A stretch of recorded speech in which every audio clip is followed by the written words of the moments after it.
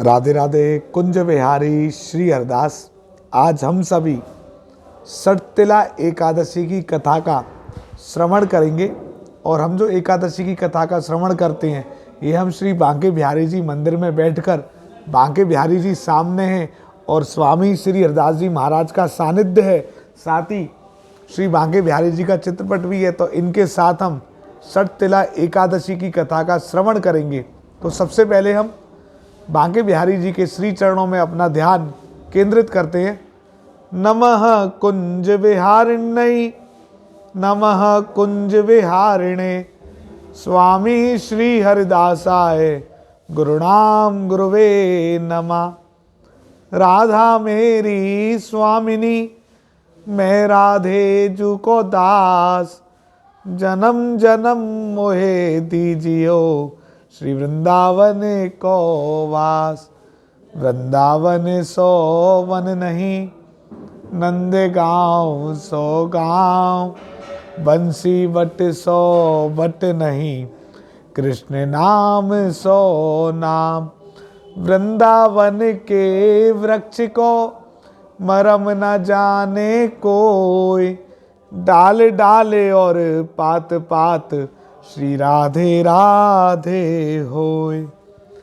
तो वृंदावन धाम में और श्री बांके बिहारी जी मंदिर में षटतिला एकादशी की कथा का श्रवण आप सब इस वीडियो को भी शेयर करें ताकि ज़्यादा से ज़्यादा लोग एकादशी की कथा का श्रवण करें। और मैं हमेशा कहता हूँ, यदि आप किसी कारणवश व्रत नहीं रखते तो कम से कम एकादशी की कथा का श्रवण तो आप सब करा करें। तो हम कथा को आरंभ करते हैं। षटतिला एकादशी, माघ कृष्ण पक्ष। श्री कृष्ण भगवान के श्री मुख से मन को आनंद एवं संतोष देने वाली एकादशियों के व्रत की उत्तम कथाएं सुनकर युधिष्ठिर ने श्रद्धापूर्वक उन्हें नमन किया और बोले, हे मधुसूदन, आपके मुख से कथाएं सुनकर मुझे अपार आनंद मिला है। हे जगदीश्वर, कृपया कर अन्य एकादशियों की कथाएं भी सुनाने का कष्ट करें। हे पार्थ, अब मैं माघ मास के कृष्ण पक्ष की षटतिला एकादशी व्रत की कथा सुनाता हूँ। एक समय दालभ्य ऋषि ने पुलस्त्य ऋषि से पूछा, हे मुनीश्वर, मनुष्य मृत्युलोक में ब्रह्म हत्या आदि महापाप करते हैं और दूसरे के धन की चोरी तथा दूसरे की उन्नति देखकर ईर्ष्या आदि करते हैं। ऐसे सभी पाप मनुष्य क्रोध, ईर्ष्या, उत्तेजना और अज्ञानता वश करते हैं और बाद में पश्चाताप करते हैं कि हाय, यह मैंने क्या किया। हे महामुनि, ऐसे प्राणियों को नरक से बचाने का क्या उपाय है? कोई ऐसा उपाय बताइए जिससे ऐसे प्राणियों को नरक प्राप्त ना हो। ऐसा कौन सा दान पुण्य है जिसके प्रभाव से नरक यातना से बचा जा सकता है? यह सब आप कृपा पूर्वक कहिए। इस पर पुलस्त्य महात्मा बोले, हे महाभाग, आपने मुझसे अत्यंत गंभीर प्रश्न पूछा है। इससे संसारी जनों का बहुत लाभ होगा। जिस भेद को इंद्र आदि देव भी नहीं जानते, वह भेद मैं आपको अवश्य ही बताऊंगा। माघ मास आने पर मनुष्य को स्नान आदि से शुद्ध रहना चाहिए और इंद्रियों को वश में करके काम, क्रोध, लोभ, मोह, ईर्ष्या तथा अहंकार आदि से सर्वथा बचना चाहिए। पुष्य नक्षत्र में गोबर, कपास, तिल मिलाकर कंडे बनाने चाहिए। उन कंडों से 108 बार हवन करें। जिस दिन मूल नक्षत्र और एकादशी तिथि हो तब अच्छे पुण्य देने वाले नियमों को ग्रहण करना चाहिए। स्नान आदि नित्य क्रिया से देवों के देव भगवान श्री विष्णु का पूजन कीर्तन करना चाहिए। एकादशी के दिन व्रत करें और रात्रि को जागरण तथा हवन करें।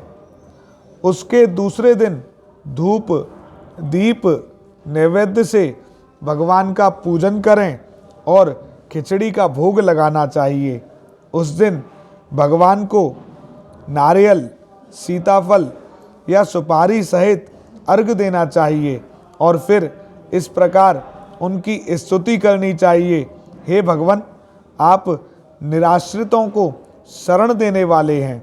आप संसार में डूबे हुए का उद्धार करने वाले हैं।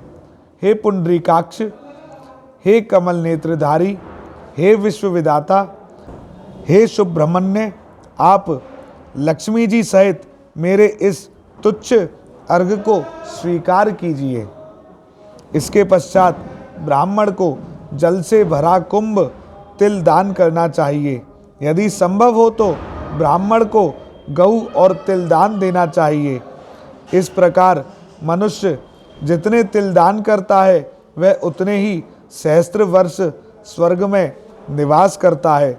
तिल स्नान, तिल की उबटन, तिलोदक, तिल का हवन, तिल का भोजन, तिल का दान, इस प्रकार 6 रूपों में तिलों का प्रयोग सठ तिला कहलाता है।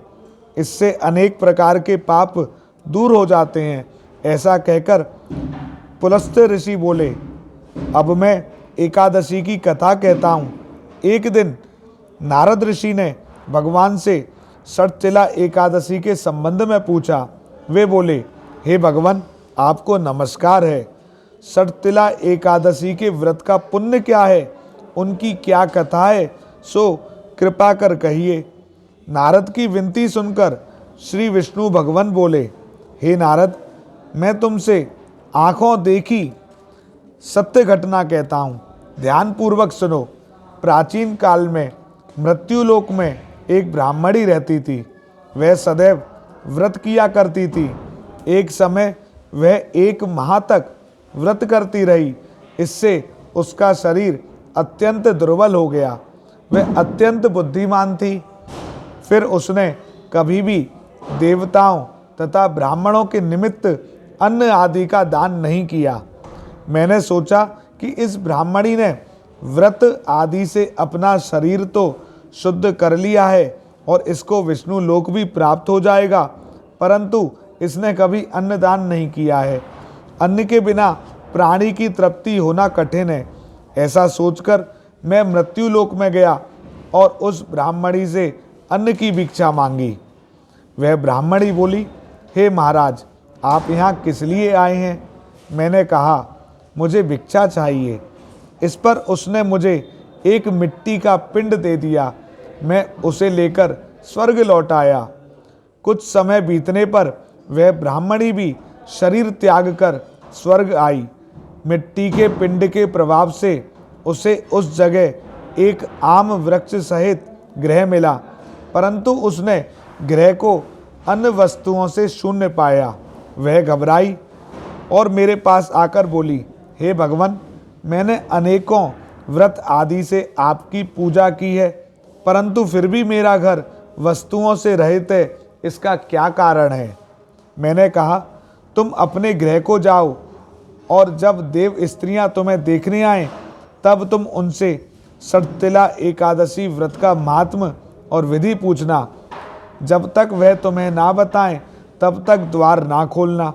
भगवान के ऐसे वचन सुनकर वह अपने घर को गई और जब देव स्त्रियां आईं और द्वार खुलवाने लगी तब वह ब्राह्मणी बोली, यदि आप मुझे देखने आई हैं तो पहले षटतिला एकादशी का महात्म्य कहिए। उनमें से एक देवी स्त्री बोली, यदि तुम्हारी इच्छा यही है तो सुनो, मैं तुम्हें एकादशी व्रत और उसका महात्म्य विधि सहित कहती हूँ। जब उसने षटतिला एकादशी का महात्म्य सुना दिया तब उस ब्राह्मणी ने द्वार खोला। देव स्त्रियों ने उसको सब स्त्रियों से अलग पाया। उस ब्राह्मणी ने भी देव स्त्रियों के कहे अनुसार षटतिला का व्रत किया और इसके प्रभाव से उसका घर धन्य धान्य से भरपूर हो गया। अतः हे अर्जुन, मनुष्यों को मूर्खता त्याग कर षटतिला एकादशी का व्रत करना चाहिए। इससे मनुष्यों को जन्म जन्म की आरोग्यता प्राप्त हो जाती है। इस व्रत से मनुष्य के समस्त पाप नष्ट हो जाते हैं। कथासार, इस व्रत से जहाँ हमें शारीरिक शुद्धि और आरोग्यता प्राप्त होती है, वहीं अन्न, तिल आदि दान करने से धन धान्य में वृद्धि होती है। इससे यह भी ज्ञात होता है कि प्राणी जो और जैसा दान करता है, शरीर त्यागने के बाद उसे वैसा ही प्राप्त होता है। अतः धार्मिक कृत्यों के साथ हमें दान आदि अवश्य करना चाहिए। शास्त्रों में वर्णन है, बिना दान आदि के कोई भी धार्मिक कार्य संपन्न नहीं माना जाता। आज हमने षटतिला एकादशी की बहुत ही सुंदर कथा का श्रवण किया और यह भी जाना कि अन्न का दान क्यों महत्वपूर्ण है, क्योंकि तृप्ति सिर्फ अन्न से ही होती है। इस लोक में यदि हम अन्न का दान करेंगे तो परलोक में भी हमारे पास अन्न की कमी नहीं होगी। तो आप सब श्री बांके बिहारी जी के मंदिर से इस कथा को श्रवण करते हुए, और जहाँ भी आपको ज़रूरतमंद दिखें, कोई आसपास मंदिर हो या जो भी ब्राह्मण हो, उनको आप अन्न का दान जरूर दें। श्री बांके बिहारी जी आप सबकी मनोकामनाएं पूरी करें। आज की वीडियो में इतना ही। यदि आपने अभी तक हमारे YouTube चैनल श्री बांके बिहारी जी को सब्सक्राइब नहीं किया है तो सब्सक्राइब करें।